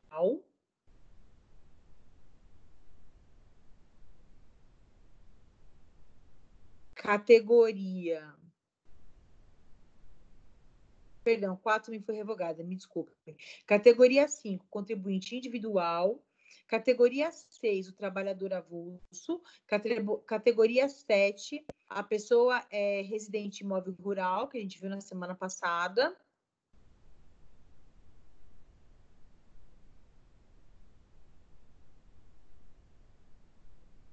Isso.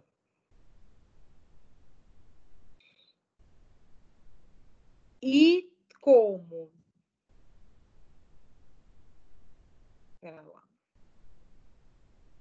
E como empregador, a gente vai considerar também alguns beneficiários. Antes disso, olha que interessante, eu vejo os negócios interessantes, mostro para vocês.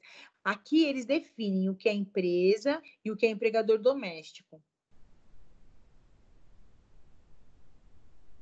E depois, já no artigo 16, eles dizem o que são os dependentes, tá? Vamos voltar aqui. Essa lei é muito importante, viu, gente? Vocês precisam realmente Não vou dizer decorar, porque nem eu decorei, mas lembrar do que ela trata, do que ela fala. Ela é bem importante. Ó. Então, são segurados obrigatórios. O empregado. Aí eles falam tudo que é o empregado, né? Nas alíneas A, B, C e D. Aí fala, inclusive, do estrangeiro, fala daquele que presta serviço, omissão, diplomática. Ele vai dizendo todo mundo, todas as categorias. Aí ele também, lá no inciso 2, ele coloca empregado doméstico. Aí... Professora, Oi, querida. os estrangeiros também pode receber a aposentadoria pelo nosso país? Se ele trabalhar aqui, se ele contribuir aqui, sim. Eu achei que a maioria dos... Ah, não. Os que moram aqui, né? Que vêm para cá e ficam morando. Achei que todos os estrangeiros que trabalhavam aqui, a maioria era assim, lá em dessa empresa e ficava com o regime do próprio país. E digo mais, olha aqui, ó, o brasileiro ou o estrangeiro domiciliado e contratado no Brasil para trabalhar como empregado de empresa domiciliada no exterior, cuja maioria do capital votante pertença à empresa brasileira de capital nacional, minha filha. Vocês estão pensando que o INSS perdoa? Ele vai em cima do povo, não tá nem aí, não. Entendi. Entendeu? E aqui vai, ó. Empregado de organização ou estrangeiro, por aí vai. Ah, e como que fica, gente, essa questão do estrangeiro? O que você contribui fora do Brasil vai para a contribuição brasileira? Aí, gente, depende dos acordos que são realizados. Eu já comentei com vocês que eu tenho uma amiga minha, que era professora e também advogada, e que está morando no Uruguai. Eu já falei dela para vocês. E aí ela me ligou essa semana e ela disse, inclusive, agora ela está trabalhando como advogada lá, que a partir já do ano que vem, que ela vai ser considerada residente mesmo do Uruguai, ela vai entrar com um pedido para toda a contribuição que ela fez aqui no Brasil, que seja transferida para a Previdência do Uruguai. O tempo de contribuição aqui do Brasil dela, ela vai mandar, ela vai repassar para o Uruguai. Mas isso pode, Sandra? Pode, sabe por quê? Porque existe o Tratado Internacional. Olha as aulas de internacional aí, hein, gente? Sorte que vocês tiveram uma professora muito simpática e elegante. Né? Direito internacional, eu lembro de quase tudo ainda, tá fresquinho. Eu também lembro. Foi uma matéria que eu gostei pra caramba. Direito internacional, direitos humanos, olha, eu só não trabalharia com direito internacional agora, porque eu não sei falar inglês. Mas direitos humanos, eu tenho certeza que eu vou trabalhar com essa área. Eu amo. Eu também amo direitos humanos. Já gostei, gente. Assim a gente fica até feliz, já fica cheio de alegria, trabalha com tranquilidade na véspera de feriado e vamos embora. Olha, professora, quando eu estiver lá debatendo alguma coisa de direitos humanos, lá num órgão bem importante, eu vou falar, tive uma professora que acendeu uma luz na minha...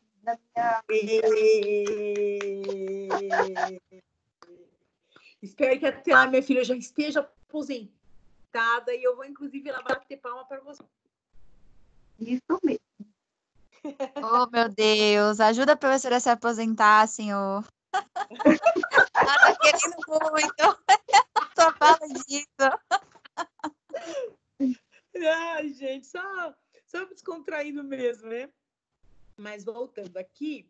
Então, gente, ó, aqui aí eles explicam. Olha só, isso aqui, ó, Denise, ó. O empregado de organismo oficial internacional ou estrangeiro em funcionamento no Brasil, salvo quando coberto por regime próprio de previdência, mas pode migrar também. E assim vai, ó. Aí Então, aqui ele está definindo quem é o empregado. Ele definiu quem é o empregado geral, quem é o empregado doméstico, e agora ele está falando quem é o contribuinte individual. E aqui tem várias hipóteses, né? Ó, pessoa que... proprietário não, que explora a atividade agropecuária, pequenininho, né? Pessoa física, proprietário não, que explora atividade de extração mineral. Aqui, ó, ministro de confissão. Aqui, ó. Lembra que eu falei para você na semana passada? Que o religioso contribuía também? Ele é, ao mesmo tempo que ele contribui, automaticamente ele é um segurado. Aqui. Brasileiro que trabalha no exterior para organismo oficial internacional do qual o Brasil é membro efetivo. Ó, mesmo que seja um brasileiro lá no exterior, também tem que recolher, viu, gente? Que mais? Titular de firma individual urbana ou rural. Quem presta serviço de natureza urbana ou rural em caráter eventual, sem relação de emprego. A pessoa física que exerce por conta própria atividade econômica ou autônomo, né? Como trabalhador avulso. Oi, Vitória. Professora, eu vou precisar sair, tá? Eu tenho que fazer uma coisa agora, tá bom? Obrigada, viu, pela aula. Boa noite para vocês. Para você também, e boa aula, bom descanso e boa Páscoa. Obrigada. Para vocês também, bom descanso daqui a pouco e boa Páscoa para todo mundo também. Obrigada. De nada, vamos lá. Também, mais uns 15 minutinhos a gente termina, não mais que isso. Então, gente, aqui, ó, até parei. Aqui ele vai elencando quem é o contribuinte individual. Fala, ó, do usufrutuário, o seringueiro, o pescador artesanal, enfim, ele vai elencando aqui todo mundo quem é segurado. Então, esses artigos aqui são importantes, porque, por exemplo, eu posso perguntar na prova de vocês, cite, de acordo com a Lei 8.213, 3 tipos de segurados. Aí, é só lembrar dessas incidências aqui. Bom, então, além dos segurados, quem mais tem direito a receber os benefícios do INSS? Os dependentes, tá? E isso aqui também, gente, é muito importante que vocês saibam, porque essa relação aqui de dependência não é necessariamente... esses dependentes aqui não são necessariamente aqueles dependentes lá do Código Civil, tá? É um pouco diferente. Olha o que diz o artigo 16. São beneficiários do regime geral da Previdência Social os dependentes do segurado. Quem são os dependentes? O cônjuge, a companheira, o companheiro e o filho não emancipado de qualquer condição, menor de 21 anos ou inválido, ou que tenha deficiência intelectual ou mental ou deficiência grave. Os pais, o irmão não emancipado de qualquer condição, menor de 21 anos ou inválido, ou que tenha deficiência intelectual ou mental ou deficiência grave. E agora é importante isso. A existência de dependente de qualquer das classes deste artigo exclui o direito às prestações das classes seguintes. Aí também fala do enteado. Olha aqui, gente, isso aqui é interessante. Considere-se companheira ou companheiro a pessoa que, sem ser casada, mantém união estável com o segurado ou com a segurada. Inclusive, esse artigo vale também para as uniões homoafetivas. A dependência das pessoas indicadas no inciso 1 é presumida e a do inciso 2 deve ser comprovada. Ou seja, aqui é presumido, E aqui tem que ser os demais têm que ser comprovados. Oi, Denise. Professora, esse daí do enteado, a mãe ou o pai tem que ser casada com o contribuinte, né? Olha, o enteado e o menor tutelado, na verdade, não é que seja casado, ele tem que ser responsável, a pessoa falecida tem que ser responsável e tem que se comprovar que existia dependência do enteado. Aqui ele não fala em casamento, ó.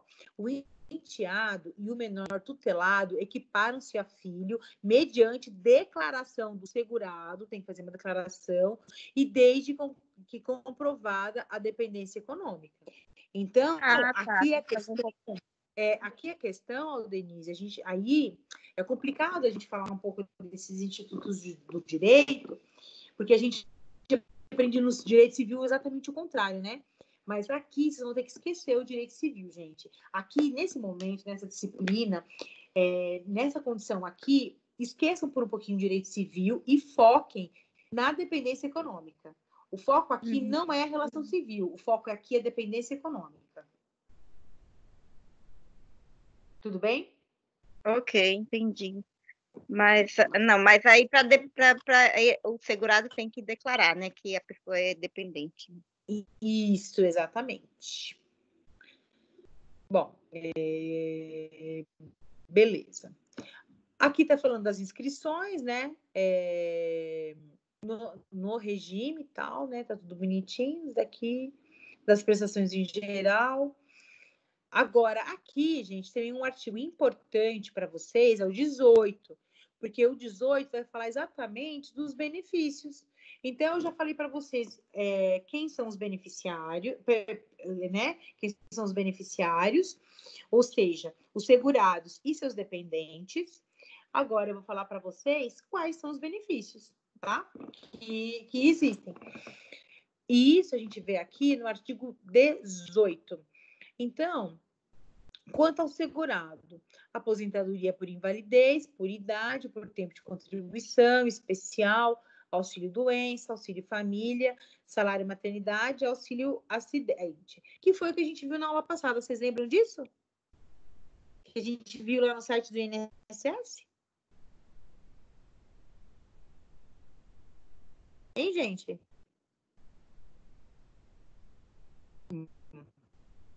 Nem lembro. Oi, professora. Sim, com relação... lembro. Então, isso aqui, na verdade, é um repeteco, né? E com relação ao dependente, quais são os benefícios do dependente? Pensão por morte e auxílio reclusão. E quanto ao segurado e dependente? A reabilitação profissional. A reabilitação profissional é um dos poucos, é um tipo de benefício que a gente quase não fala sobre ele, e que assegura que aquele funcionário, que aquele trabalhador que tenha passado por algum tipo de acidente, que ele consiga se reabilitar, que ele consiga se restabelecer para ele voltar para suas atividades laborais, para que ele consiga voltar para suas atividades de emprego. E é importante esse investimento, e eu já falei para vocês na aula passada e falo hoje de novo. Eu adoro a Previdência, acho ela fantástica, mas essa parte eu não concordo. Eu acho que essa parte da Previdência ela é deficitária, porque ela não investe em saúde e em recuperação do trabalhador. Então, isso eu acho que ela é falha. No demais, eu sempre elogio a Previdência, eu sempre elogio a Seguridade Social como um todo, mas nessa parte, para mim, é uma parte muito falha nessa política pública. Essa parte da saúde, para mim, ela é pior. E aqui, gente, ó, daí fala, né, ó, quando vai haver, daqui para baixo, é tudo sobre a questão da reabilitação, sobre a reabilitação profissional. Fala o que são doenças do trabalho, né, que doença degenerativa não aquelas também que não acarretam incapacidade laborativa. Aqui, Equiparam-se também acidente de trabalho. Tem várias situações aqui, ó.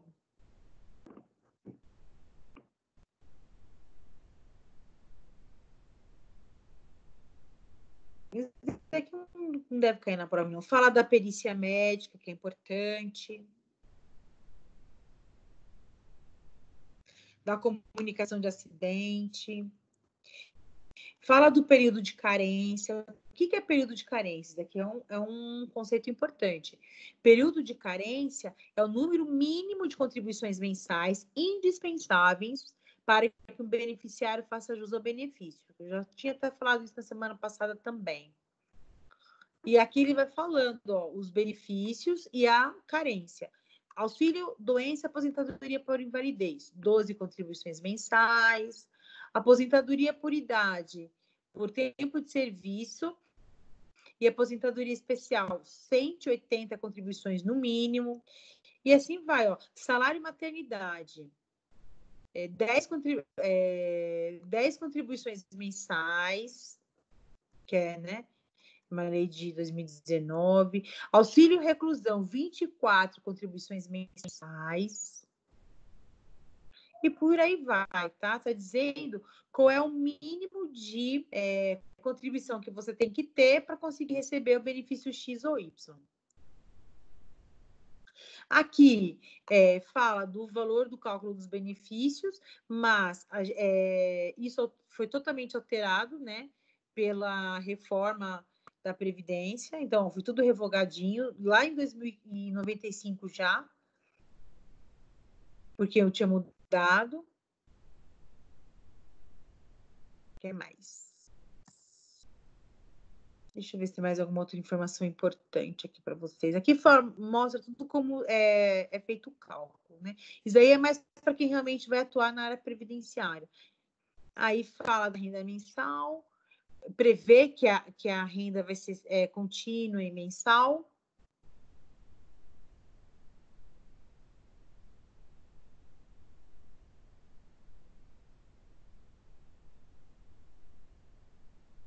Aí fala do reajuste, também é importante.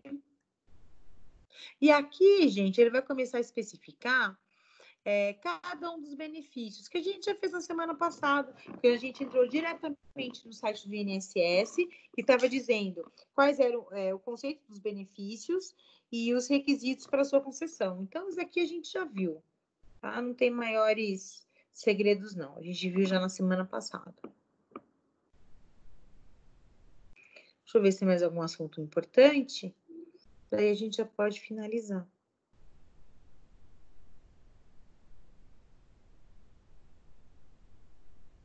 Auxílio doença.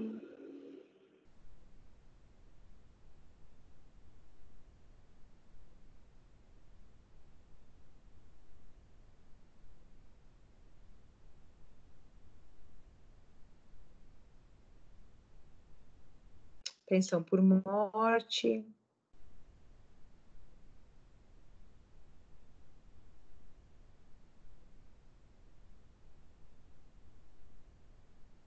Auxílio reclusão.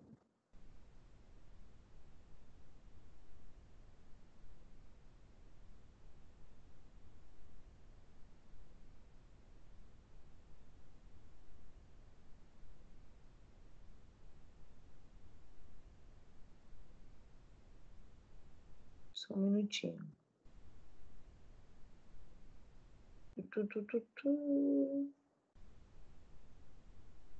Deixa eu ver se tem mais uma coisa importante para falar para vocês aqui que eu não tenha me lembrado. Pera lá.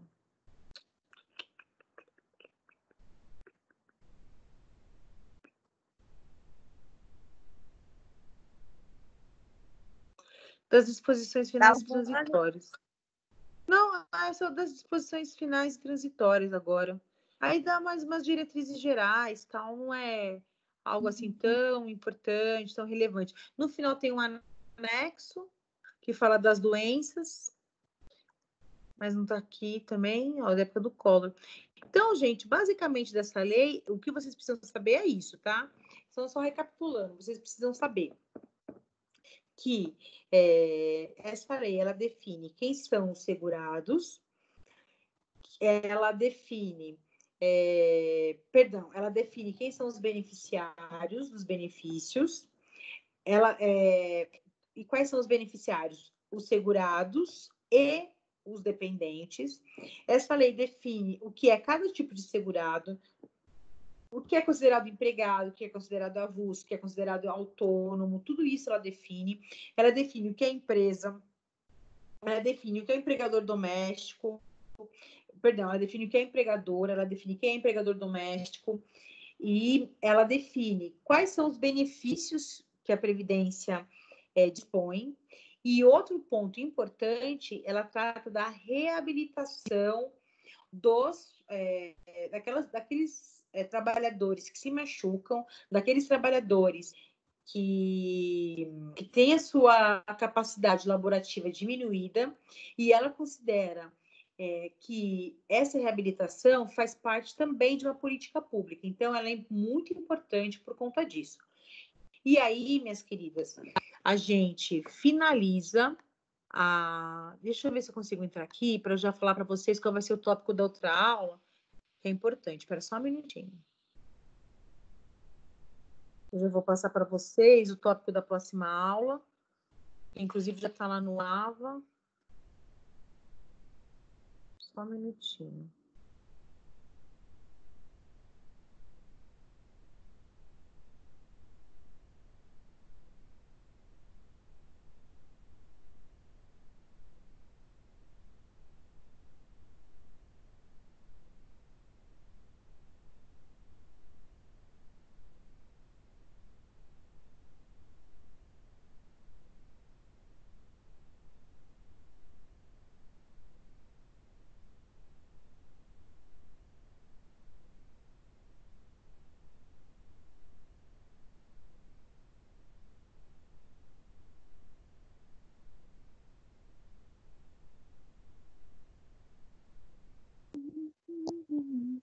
E conectar.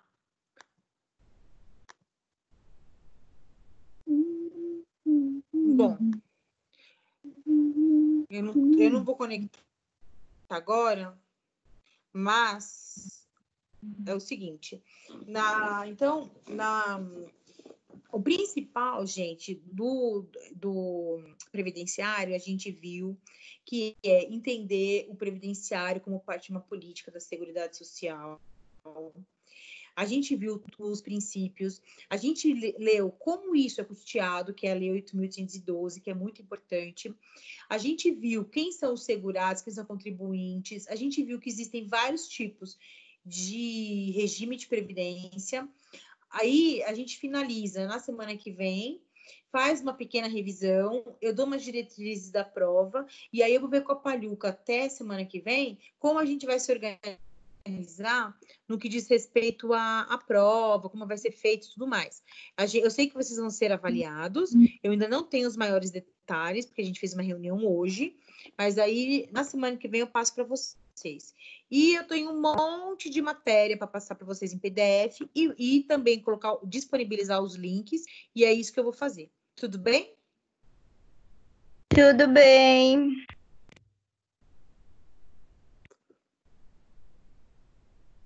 Tá me escutando, Denise? Estou escutando. Então tá bom, gente. Se vocês tiverem alguma dúvida, tu me coloca à disposição. Se não, eu já vou me despedir de vocês por aqui. Desejar que vocês tenham uma boa Páscoa, que vocês comam chocolate com moderação, hein, meninas? E a gente se encontra na segunda-feira à noite na aula de estágio. Boa noite, professora. Bom. Excelente semana. Boa noite, Tá baixinho, boa Patrícia. Páscoa. Eu quase não tô te ouvindo. Boa noite, Denise. Boa noite, professora. Excelente final de semana, meninas. Boa noite. Fica com Deus, gente. Boa Páscoa. Boa Páscoa. Amém, obrigada. E eu não vou comer chocolate, não gosto de chocolate, a não ser o amargo. Manda para mim.